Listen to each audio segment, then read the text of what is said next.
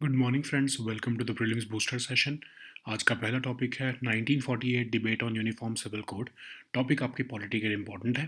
PM Modi ने uniform civil code के लिए नेशन वाइड सपोर्ट दिखाते हुए कहा है कि लोकसभा की जो 75 साल की जर्नी हो चुकी है, इसलिए अब हमें कॉन्स्टिट्यूएंट असेंबली की उस डिबेट को सोचना पड़ेगा जिसमें कि फ्यूचर गवर्नमेंट्स के लिए यूसीसी इम्प्लीमेंट करने को कहा गया था। तो यूसीसी क्या है? एक लॉ होगा पूरी कंट्री के लिए जो सारी रिलीजियस कम्युनिटीज़ के ऊपर वैलिड होगा, और एक तरह से सेट ऑफ रूल्स और रेगुलेशंस होंगे जो रिप्लेस कर देंगे पर्सनल लॉज को जो अभी हमारे कस्टम्स पर या स्क्रिप्चर्स पर बेस्ड हैं। ठीक है। तो आर्टिकल 44 ऑफ द कॉन्स्टिट्यूशन भी कहता है कि स्टेट को धीरे धीरे, और जब देश आज़ाद होने के बाद, ये करना है कि वो एक यूनिफॉर्म सिविल कोड लेकर आए कंट्री में, और वो through out the territory of India applicable हो। ओके।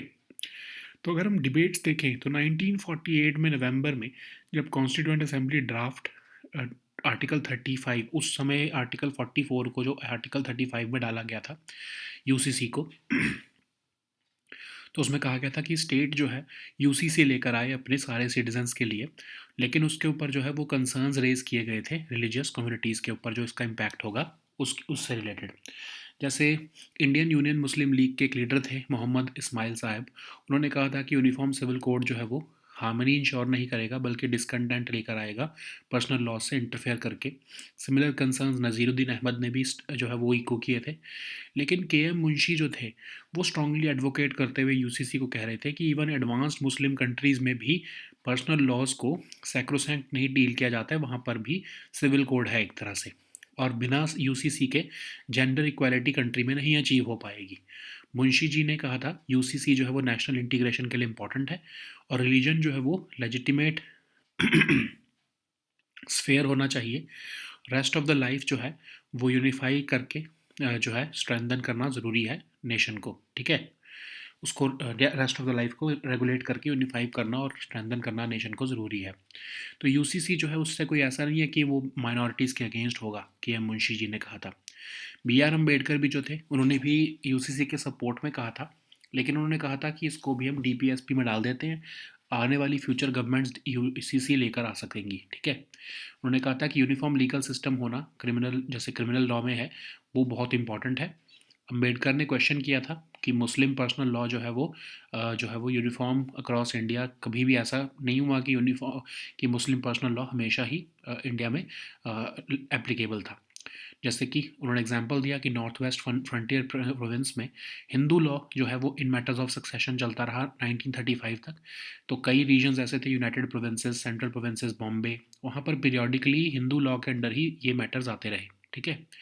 तो अम्बेडकर ने आर्ग्यू किया रिलीजन जो है उसको एक्सपेंसिव जुरिस्डिक्शन दे देना वो लेजिस्लेटिव रिफॉर्म्स को जो है एक तरह से रोड़ा बनेगा उसके लिए। और उन्होंने कहा कि लिबर्टी की ज़रूरत ज़्यादा है इंडिया के सोशल सिस्टम को रिफॉर्म करने की। अंबेडकर जी ने ये भी कहा था कि स्टेट के पास पावर है लेजिस्लेट करने की पर्सनल लॉस, इसका मतलब ये नहीं है कि इमीडिएट या ऑब्जेक्शनेबल इन्फोर्समेंट उसकी होगी। ठीक है। तो आउटकम क्या रहा था? कॉन्स्टिट्यूशनल लॉ जो है उसमें एक्सपर्ट्स ने कहा कि आर्टिकल 44 जो है वो एक तरह से स्टेट को एक ड्यूटी दे रहा है कि आप जो है वो धीरे धीरे यूसीसी की तरफ मूव करो, और स्टेट की ड्यूटी है कि आर्टिकल 44 को जो है वो जो है वो इम्प्लीमेंट किया जाए फ्यूचर में as a directive principle. Okay. Next हम टॉपिक देखते हैं idiopathic pulmonary fibrosis. Topic social issues के लिए इंपॉर्टेंट है। तो रिसेंटली जो फेमस तबला माइस्ट्रो हैं जाकिर खान जी, उनकी जो है वो जाकिर हुसैन जी, उनकी जो है वो डेथ हो गई है, और due to idiopathic pulmonary fibrosis. ये एक सीरियस क्रॉनिक इलनेस है जिससे कि टिश्यू जो होते हैं एयर सैक्स के पास या एल्वियोली के पास अराउंड द लंग्स वो डैमेज होने लगते हैं। लंग टिश्यू जो है वो थिक और स्टिफ होने लगता है अननोन रीजंस की वजह से। फाइब्रोसिस धीरे धीरे जो है वो ज़्यादा डिफ़िकल्ट कर देता है ब्रीथ करना पेशेंट्स के लिए। पल्मोनरी हाइपरटेंशन होने लगती है, रेस्पिरेटरी फेलियर भी हो सकते हैं। ठीक है। तो ज़्यादातर ये जिनकी हिस्ट्री है फैमिली में इस डिसीज़ की या फिर स्मोकिंग की हिस्ट्री है, वो सबसे ज़्यादा वल्नरेबल होते हैं। रिस्क जो है वो एज के साथ और इंक्रीज़ भी होता रहता है। तो कॉमन सिम्टम्स जो हैं वो हैं including shortness of breath and dry cough. Patients जो हैं वो मसल एक और जॉइंट एक भी फील करते हैं। अनइंटेंडेड लॉस ऑफ वेट भी होने लगता है। कोई क्योर तो नहीं है, लेकिन कुछ मेडिकेशंस हैं जिससे लंग्स के फंक्शनिंग में बेटर हो सकता है या उसको रिड्यूस किया जा सकता है जो फ्लेयर अप्स होते हैं। ठीक है, नेक्स्ट हम टॉपिक देखते हैं रिमूवल ऑफ अ जज। ये टॉपिक आपके पॉलिटिकली इंपॉर्टेंट है। तो रिसेंटली एक motion for the removal of Allahabad high court जज जो है वो सबमिट किया गया है चेयरमैन ऑफ राज्यसभा को बाय 55 मेंबर्स ऑफ पार्लियामेंट। तो ये जो है प्रोसेस क्या होता है रिमूवल ऑफ जज का, आर्टिकल 124 और 217 of the constitution of India में मेंशन है कि सुप्रीम कोर्ट या हाई कोर्ट के जज को रिमूव किया जा सकता है प्रेसिडेंट द्वारा on grounds of prove misbehaviour और इनकेपेसिटी। कैसे? मेजॉरिटी ऑफ टोटल मेंबरशिप होने चाहिए हाउस में, ठीक है, मतलब 50% +1 मेंबर सीटिंग होने चाहिए हाउस में उस टाइम पर, और उसमें से 2/3 मेजॉरिटी जो है प्रेजेंट और वोटिंग जो होनी चाहिए, तब जो है वो मोशन पास होगा। ठीक है, लेकिन कॉन्स्टिट्यूशन में डिफाइन नहीं किया गया है कि प्रूव्ड मिसबिहेवियर और इनकेपेसिटी का मतलब क्या है। सुप्रीम कोर्ट ने क्लैरिफाई किया है कि विलफुल मिसकंडक्ट करना, करप्शन, लैक ऑफ इंटेग्रिटी या ऐसे ऑफेंसेस करना जिसमें मॉरल टॉर्पिट्यूड आ जाता है, वो मिसबिहेवियर है। इनकेपेसिटी का तो मतलब कि वो मेंटल कंडीशन ऐसी हो चुकी है या फिजिकल कंडीशन ऐसी हो चुकी है कि वो जज ड्यूटीज़ इफेक्टिवली नहीं परफॉर्म कर सकता। तो प्रोसीजर जो है वो आपके जजेस इंक्वायरी एक्ट में ज़्यादा अच्छे से मेंशन है, जिसमें कि कहा गया है कि मोशन फॉर रिमूवल जो है वो कम से कम 50 मेंबर्स द्वारा इन राज्यसभा या फिर 100 मेंबर्स द्वारा इन लोकसभा साइन होना चाहिए।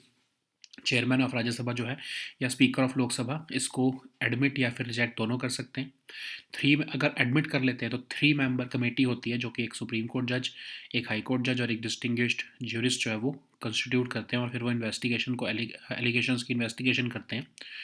अगर जज जो है वो गिल्टी पाया जाता है तो उसकी जो है उस मोशन को आगे हाउसेज ऑफ पार्लियामेंट में रखा जाता है। फिर अगर वो मोशन जो है वो स्पेशल मेजॉरिटी से पास हो जाता है तो प्रेसिडेंट जो है वो उस ऑर्डर को पास करके जज को रिमूव कर देते हैं। ठीक है, नेक्स्ट हम टॉपिक देखते हैं चरक इनिशिएटिव। टॉपिक सोशल इश्यूज और इकोनॉमी दोनों के लिए इंपॉर्टेंट है। तो सिंगरौली बेस्ड कोल इंडिया की एक आर्म है नदन कोल फील्ड्स लिमिटेड, उन्होंने चरक इनिशिएटिव जो है वो रोल आउट किया है। Community health a responsive action for Kolanchal एक innovative health centric corporate social responsibility का इनिशिएटिव है, जिसमें फ्री ट्रीटमेंट जो है पेशेंट्स को देने का प्रोग्राम है। आइडेंटिफाइड लाइफ थ्रेटनिंग डिसीजेस जो कि economically weaker sections of Singrauli region में अगर एग्जिस्ट करती हैं तो इसमें फ्री ट्रीटमेंट मिलेगी उन आइडेंटिफाइड लाइफ थ्रेटनिंग डिसीजेस को डेडिकेटेड हॉस्पिटल्स में, जो कि सिंगरौली रीजन में पेशेंट्स अगर उससे जो है वो डील कर रहे हैं तो। ठीक है, अगर आपकी annual family income below 8 lakh है तो ही आपको जो है ये बेनिफिट्स इसके मिल सकते हैं। ठीक है, नेक्स्ट हम टॉपिक देखते हैं CPTPP। ये टॉपिक आपके इंटरनेशनल रिलेशंस के लिए इंपॉर्टेंट है, इकोनॉमी के लिए भी इंपॉर्टेंट है। यूके जो है वो 12th मेंबर बना है CPTPP का, जो कि एक लैंडमार्क फ्री ट्रेड एग्रीमेंट है, 2018 में फाइनलाइज हुआ था। 11 मेंबर कंट्रीज इसके जो है वो इसमें पार्टिसिपेंट्स हैं। इनिशियली इसको हम TPP कहते थे, लेकिन जब US ने इसको विड्रॉ किया 2017 में, इसको रीब्रांड करके CPTPP कर दिया गया। ठीक है, तो यूके जो है वो इसका 12th मेंबर बना है। 15 दिसंबर से इसकी एंट्री हो चुकी है यूके की इस एग्रीमेंट में। यूके जो है वो लगभग $64.7 बिलियन 64.7 बिलियन पाउंड्स का जो है एक्सपोर्ट करता है CPTPP मेंबर्स को, और इससे जो है सिर्फ 0.08% एनुअल GDP में जो है वो बूस्ट देखने को मिलेगा यूके का। Okay,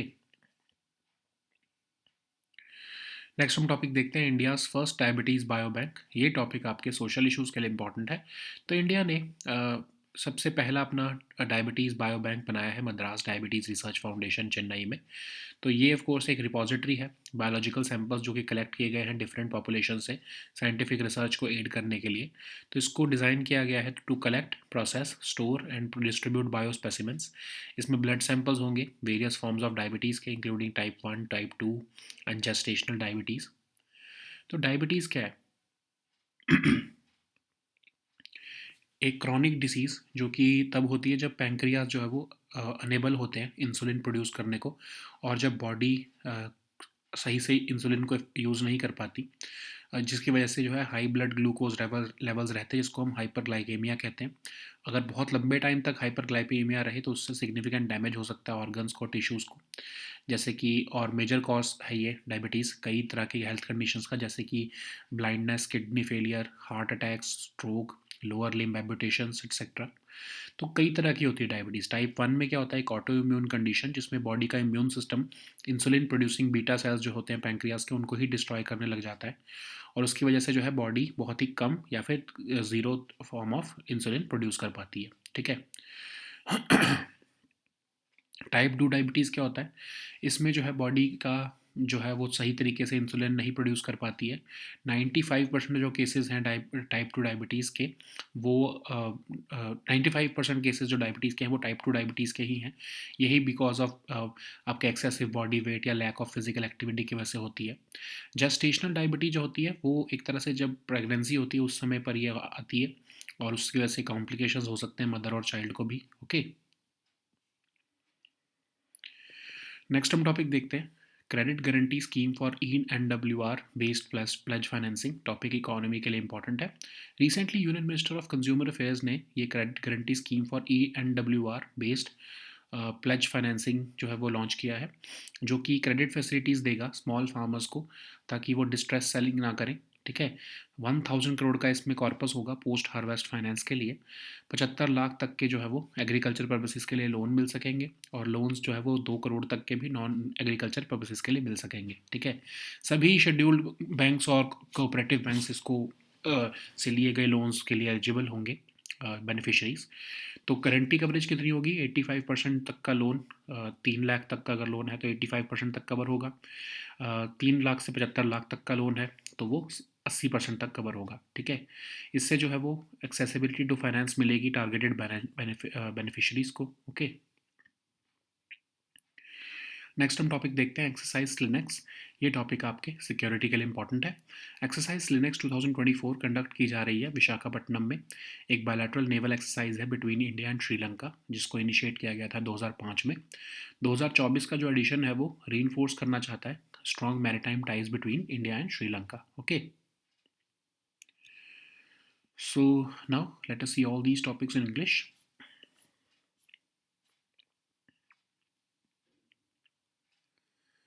So the first topic is 1948 debate on Uniform Civil Code. This topic is important for your polity section. PM Modi has reiterated his support for a nationwide Uniform Civil Code during a discussion in Lok Sabha on the 75th year journey on of our constitution. He also highlighted how Constituent Assembly debated the UCC and envisioned the implementation of UCC by future governments. So what is UCC? So it provides for one law for the entire country applicable to all religious communities. So in other words, UCC will be a set of rules and regulations which will replace the personal laws which are currently based on scriptures and customs of each major religious community in the country. So Article 44 of the Constitution lays down that the state shall endeavor to secure a UCC for citizens throughout the territory of India. So if we look at the debate, then in 1948 November, Constituent Assembly started debating on Article 35. At that time, Article 44 was Article 35 in fact, with respect to a UCC. And the draft said that state should aim to secure a UCC for all citizens of India. But concerns were raised about its impact on religious communities. So, Indian Union Muslim League member like Muhammad Ismail Chaib said that Uniform Civil Code would not necessarily ensure harmony, but it could lead to discontent by interfering with personal laws. Similar concerns were echoed by Naziruddin Ahmad, but KM Munshi strongly advocated for UCC, and he said that even advanced Muslim countries had not treated personal laws as sacrosanct to their to implementation of their civil code. He said that without UCC, gender equality could not be achieved. He also linked UCC to national integration and said that religion should be confined to its legitimate sphere and UCC would not be tyrannical to minorities. Okay, what is the status of what was the uh, what was the stance of B.R. Ambedkar with respect to UCC? So he advocated for UCC, but he refrained from discussing the merits and demerits of UCC at that time. But he defended its inclusion in the DPSP. He said that existence of a uniform legal system in areas such as criminal law is already there. So why not to civil laws? He also questioned the claim that Muslim personal law had always been uniform across India. He cited examples by saying that Northwest Frontier Province followed Hindu law in matters of succession until 1935. Regions like United Provinces, Central Provinces, and even Bombay periodically operated under Hindu law in specific matters. He also argued against religion having vast, expansive jurisdiction that would prevent legislative reforms. He stressed the need for liberty to reform India's social system. He also said that granting the state the power to legislate on personal laws does not mean that it will be an objectional enforcement. Okay, so state has a duty to implement Article 44, and it is comparatively less emphasized than other directive principles. So the next topic is idiopathic pulmonary fibrosis. This topic is important for your social issues. Recently, a famous tabla maestro, uh, Zakir Hussain, died due to idiopathic pulmonary fibrosis, which is a serious chronic illness that affects the tissues surrounding the air sacs alveoli in the lungs. The lung tissue becomes thick and stiff for unknown reasons, causing permanent scarring in the lungs over time. Fibrosis can make it progressively more difficult to breathe for the patient, and the complications include pulmonary hypertension and even respiratory failure. Individuals with a history of smoking or a family history of IPF are at higher risk. The risk also increases with age. Common symptoms include shortness of breath and dry cough. Patients might also have aching muscles and joints. A gradual unintended loss of weight is also felt. Currently, there is no cure for it, but medications can help the lungs to function better and reduce flare ups. Oxygen therapy can also improve breathing and exercise capacity. Okay. So the next topic is removal of a judge. This topic is important for your polity section. Recently, a motion for the removal of Allahabad High Court judge has been submitted to the chairman of Lok Sabha, to the chairman of Rajya Sabha by 55 members of parliaments. Okay, parliament. So under Article 124 and 217 of the Constitution, a Supreme Court or High Court judge can be removed from the by the president on grounds of proved misbehavior or incapacity by a majority of total membership of the House and by a two-third majority of the members present and voting in the same session. Okay, but the Constitution does not define the terms proved misbehavior and incapacity. However, Supreme Court has clarified through its judgments that actions that include willful misconduct, corruption, lack of integrity, or offences including moral turpitude constitute misbehavior. Incapacity refers to the medical condition which includes physical or mental limitations by preventing the judge from performing his duties effectively. Okay, the detailed procedure is for the procedure of removal of a judge is mentioned under the Judges Inquiry Act, which says that a motion for removal has to be signed by at least 50 members in Rajya Sabha and 100 members in Lok Sabha. Chairman of Rajya Sabha or Speaker of Lok Sabha has the discretion to admit or reject that motion after consultation. If admitted, then three member committee constituting Supreme Court judge, a High Court judge, and a distinguished jurist investigates those allegations. And if the committee finds the judge guilty, then the report is tabled in both houses of Parliament, where the motion must be passed by a special majority, and then the president passes the order for removing that judge. Okay. So the next topic is Charak Initiative. This topic is important for your social issues and economy section both. So Singrauli-based Coal India arm, Northern Coalfields Limited, has rolled out the Charak Initiative, which is an innovative health-centric corporate social responsibility initiative. It is aimed to provide free treatment to the patients suffering from identified life-threatening diseases belonging to economically weaker sections of the Singrauli region. So Northern Coalfields Limited will provide free treatment to identified life-threatening diseases at its dedicated hospitals, and the residents of Singrauli and Sonbhadra districts having annual family income below 8 lakh from all sources will be eligible for the benefits under the scheme. So the next topic is CPTPP. This topic is important for your international relations. So UK has become the 12th member of CPTPP recently, which is a landmark free trade agreement which was finalized in 2018. Initially, it was known as the Trans-Pacific Partnership, but the agreement was rebranded as CPTPP after the US withdrew from the deal in January 2017. So UK has become the 12th member of this agreement.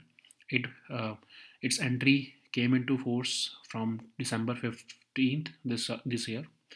So UK exported about 64.7 billion pounds of uh, worth of value to CPTPP members, and it is going to boost UK GDP by by about 0.08% annually. Okay. So the next topic is India's first diabetes biobank. This topic is important for your social issues. So India has established its first diabetes biobank at Madras Diabetes Research Foundation and in Chennai. So this diabetes biobank is a repository of biological samples collected from different populations to aid scientific research.